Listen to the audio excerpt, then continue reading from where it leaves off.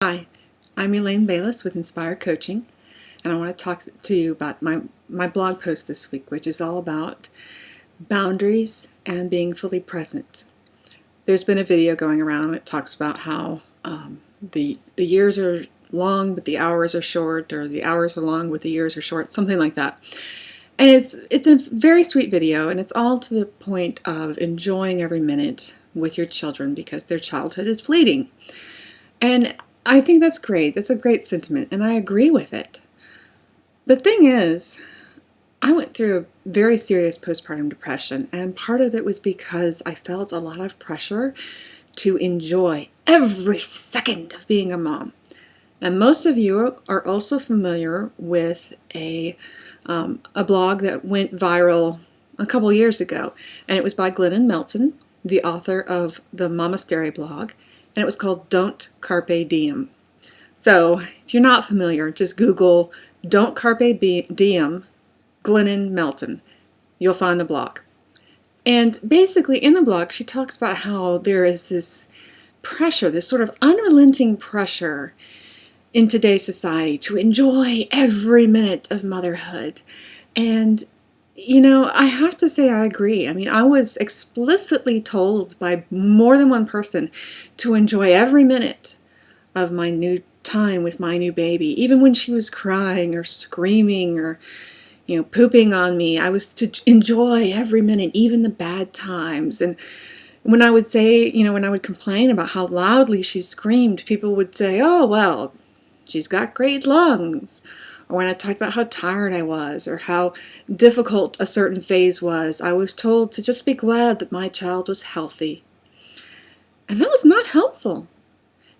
There's this sort of conspiracy, it almost seems as if, to deny anything negative associated with motherhood. And that's what Elaine.Bayless is getting to with the Don't Carpe Diem. She says, don't enjoy every minute. Don't even try, because that is the path to insanity. What you need to do is choose moments to cherish. Choose those moments that you're going to cherish. Remember those moments. Be selective. Now, how do you do that?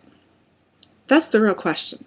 As I was recovering from my depression, I had to work out how to do that for myself. And my way is certainly not the only way, and it's not necessarily the best way. But it is the only way and the best way for me to be the best mother that I can be. And this is what I do. I work. My daughter is almost 3. She's now in preschool for 3 days a week. And, when I'm working, I'm fully present. I'm fully present to my work. I'm fully involved with what I'm doing. And when my daughter is home from preschool, I am fully present to her. And that's what I do, is I set boundaries around my time. So when I am with her, when I have designated time with my child, I am fully present. If we need to look at a flower for 5 minutes, we are going to sit down and look at that flower, because by gum, I love her and I do cherish these moments, and I know that they will go quickly. And if she falls and hurts herself and needs to scream and cry for 5 minutes, we are going to do that. And I am going to be present for her in that time.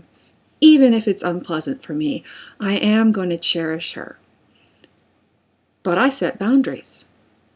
So when I'm cooking dinner, I make sure that she is occupied somewhere else so that I don't have to try to be present to her and present to the food that I'm cooking on the stove, and aware of the potential danger if she should run into the stove, that sort of thing. So I set boundaries around it. And when I'm cooking, I am not present to her. I give her a task to occupy herself. One morning a week, I am blessed to have a husband who takes on being completely responsible for her. He wakes her up, he gets her dressed, he feeds her breakfast, he attends to her every need for a certain period of time in the morning. And that's my morning off.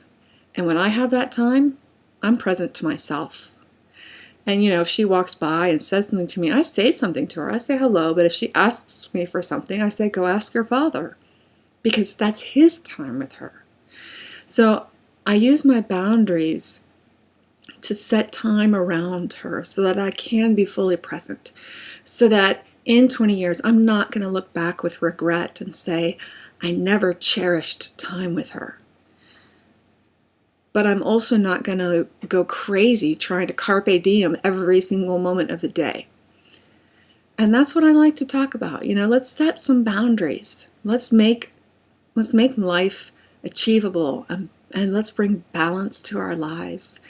And the beautiful thing about setting boundaries like that is I have freedom to be perfectly and completely present to her.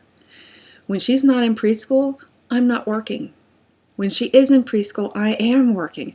Because I have set boundaries around these areas of my life, I can be fully present to her and fully present to my job, and I'm not constantly being pulled in different directions. That's the power of boundaries. And that's why I'm so passionate about them. So, that's my blog post for the week. If you didn't get a chance to read it, now you get to hear it. I hope you have a great day. It's Elaine Bayless with Inspire Coaching.